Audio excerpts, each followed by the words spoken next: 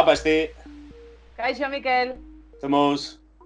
Ongi, hemen lan eta lan. Bai, ezta, ordenagailu horren egun osoa pasatzen dugu, eta orain ikasteko ere bai. Hori da. Bueno, begira, ikastaroaren inguruko gauza batzuk azalduko dizkizut, eta hasteko eta behin Classrooma zer den azalduko dizut. Ados? Bai, mesedez, ez dut sekula erabili. Begira, Gmail kontua baduzu, ezta?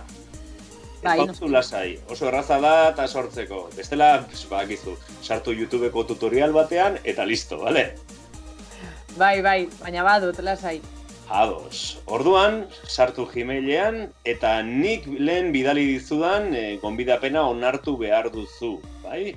Bidali dizut Classroomeko gonbidapen bat. Hori sartzen zaren lehen aldian. Hurrengoetan, ezkerraldeko puntutxoetan sartu, eta Classroom edo ikasgelagaren gainean egin klik. Ados? Konforme, utzi tartetxo bat, bale? Bale, hartu lasai.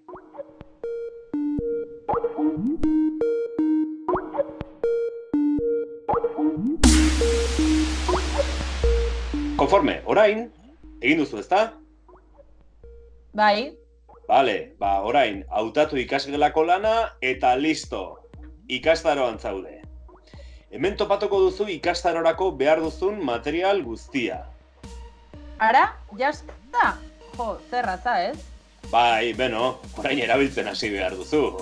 Horretarako bidali nizun beste bideo tutorial bat eta dokumentu bat. Bai, han oso ondo azalduta duzu nola erabili eta enaiz hemen duzatuko. Bai, lasai, moldatuko nahi.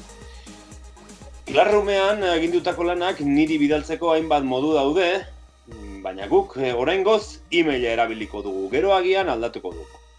Nola?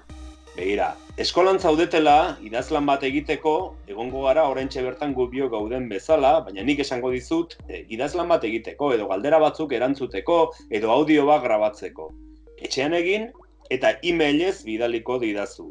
Nik gero, zuzenduta eta aholkuak emanez, erantzungo dizut. Beno, euskaltegian bezala, ezta? Baina online. Ai, azkarrek esten duzu, Zer remedio? Ai, hoxe, ez dago besterik. Eta klaseko bestekin komunikatzeko nola egingo dugu? Bidaliko dizuet, bideo bileretarako erabiliko duzuen tresnaren berri, bai? Ados, ulertuta. Baina, pentsatzen dut asko erabiliko zein dituztela.